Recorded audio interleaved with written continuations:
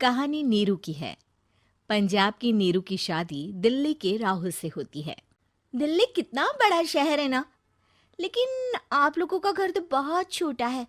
हमारे पंजाब में तो ये बड़े बड़े घर होते हैं कि मजा ही आ जाता है। कोई बात नहीं नीरू, मैं भी तुम्हारे लिए बहुत बड़ा मकान बनाऊंगा बहुत जल्दी। नीरू के पिता जहाँ पंजाब के जाने माने व्यापारी थे, वहीं उसका पति राहुल दिल्ली में एक सिंपल नौकरी करता था। माँ, यहाँ तो घी मक्खन इतना महंगा है कि क्या बताऊं।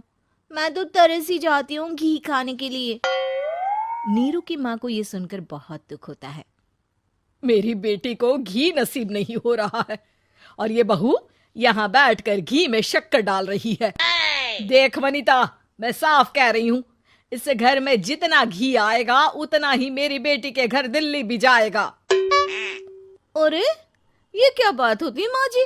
बेटी का उतना ही करो जो अच्छा लगे। अब क्या मायके से घी और मक्खन तक की सप्लाई करोगी आप? हाँ, मेरी बेटी किसी चीज को तरसे मुझसे बर्दाश्त नहीं होता। अब क्या था, नीरू के मायके में 2 किलो घी आता तो 2 किलो दिल्ली जाता नीरू के पास। एक दिन, माँ, बड़ी गर्मी पड़ती है दिल्ली में। इस घर में तो एक ही एसी है और वो भी ड्राइंग रूम में। सारा परिवार एक ही कमरे में सोता है। हाँ बेटा, वो तो हर घर की कहानी है। यहाँ भी एक ही एसी है। अरे बिल इतना आता है कि क्या बोलूं। तभी वहां राकेश आ जाता है। माँ, थोड़ी देर में यहाँ कुछ प्लम्बर आएंगे मेरे कमरे में एसी लगाने। जरा ध्यान से लगवा देना ना माँ।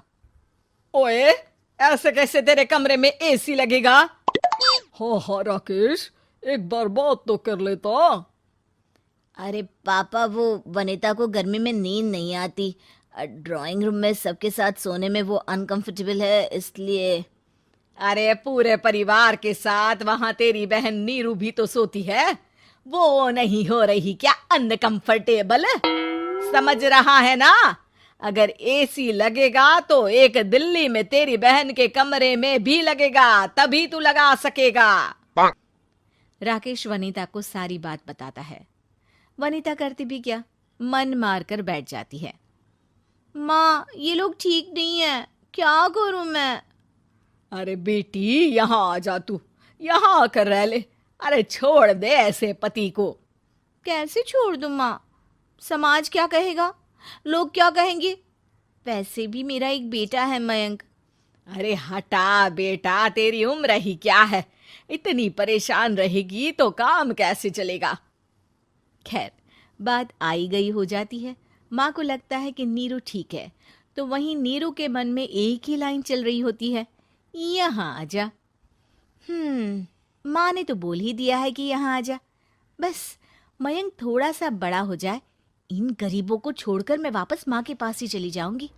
वो इसी सोच में बाजार में चल रही थी कि मैम, आपका दुपट्टा जमीन को छू रहा है। नीरू जैसे ही उस लड़की की तरफ देखती है, देखती ही रह जाती है।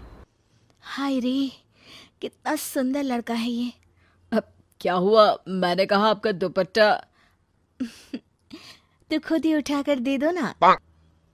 लड़का समझ जाता है कि नीरू उस पर फिदा हो चुकी है। वो उससे उसका नंबर लेकर चला जाता है।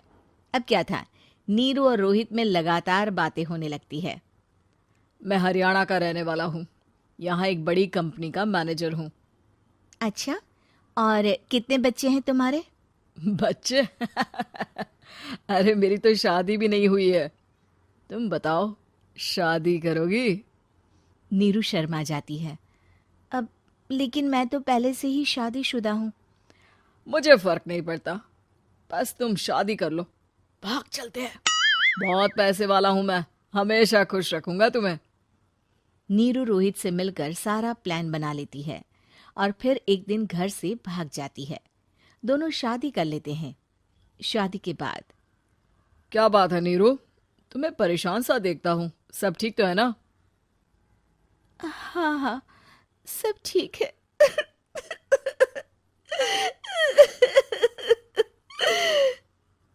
ये कहते कहते ही वो रोने लगती है। अरे क्या हो गया, रो क्यों रही हो? मैंने तुमसे एक बात छुपाई है। और वही बात अब मुझे परेशान कर रही है। रोहित, मेरा एक बेटा भी है, उसका नाम मयंक है। क्या बात कर रही हो? ये तुमने मुझे पहले क्यों नहीं बताया? देखो नीरू, मेरी माँ को मैंने ये नहीं बताया है कि तुम शादीशुदा हो। बच्चा मैं मैनेज नहीं कर पाऊंगा। नीरू को समझ में नहीं आता कि वो क्या करे। तुम उस बच्चे को अपनी माँ को क्यों नहीं दे देती? नीरू चुपके से माँ को फोन करती है। माँ, क्या मयंक को तुम रख सकती हो? बेटा, मैं राकेश के साथ बात करती हूँ। आखिर घर का बेटा वही है, जो वो बोलेगा। वैसे भी बेटा, तूने जो किया है ना, उसके बाद से पूरा घर तेरी बुराई कर रहा है। मैं भी अब किसी से तेरे लिए लड़ नहीं सकती। राकेश बेटा, नीरू ने तो जो किया बहुत ही बुरा किया, लेकिन मैं सोच रही थी कि क्यों ना मयंक को हम यहाँ ले आए। तभी वनीता बोल पड़ती है। वाह जी, ऐसे कैसे यहाँ ले आए? यहाँ क्या भंडारा भरा है? और जिस बच्चे की माँ ने नहीं सोचा, उसके लिए हम क्यों सोचे? नीरू को एक बार तो अपने बच्चे के बारे में सोचना चाहिए था ना। अरे लेकिन तेरे पास भी तो लड़का नहीं है ना वनीता। माँ, वनीता ठीक बोल रही है। कल को वो बड़ा होकर इसी घर का हिस्सा मांगेगा तो हम क्या करेंगे? माँ कहती भी तो क्या, वो चुप रह जाती है। वहीं नीरू का पहला पति कहता है। माँ, अगर आज भी वो वापस आ जाए तो मैं उसे माफ कर दूंगा। बेटा, गरीबी चीज ही ऐसी है, क्या करेगा? तू तो अब मयंक का सोच। वो बेचारा तो बिना माँ का हो गया। मयंक के खातिर तू दूसरी शादी कर ले बेटा। लोगों के लाख समझाने के बाद नीरू के पहले पति की शादी रिद्धि से हो जाती है, जिसके पहले पति से 2 बच्चे होते हैं। देखो जी, मैंने शादी सिर्फ बच्चे के खातिर की है। मैंने भी शादी सिर्फ बच्चों के खातिर की है। वहीं नीरू के दूसरे पति के मन में ये बात घर कर जाती है कि नीरू एक मासूम बच्चे को उसके खातिर छोड़ कर आई है। अब देखो नीरू, मुझे लगता है कि जो औरत अपनी कोख का बच्चा छोड़ सकती है, वो तो कुछ भी कर सकती है। कल को तुम्हें मुझसे अच्छा कोई मिल गया तो तुम तो मुझे भी बाय बाय कर दोगी ना। नीरू को अब उसका दूसरा पति ताने देना शुरू कर देता है। तंग आकर नीरू उसके यहाँ से भागकर अपने पहले पति के पास चली जाती है, लेकिन ससुराल में क्या लेने आई है नीरू, मयंक को? नहीं नहीं सासू माँ, मुझसे गलती हो गई, मुझे माफ कर दीजिए। नीरू, अब वक्त खत्म हो गया है, मेरी शादी हो चुकी है।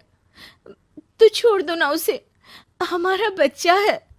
मैं आपको अपनी माँ नहीं मानता, मेरी नहीं मान तो बात अच्छी है। नीरू मयंक की बात सुनकर समझ जाती है कि उसके पास अब न आसमान रहा ना ही जमीन।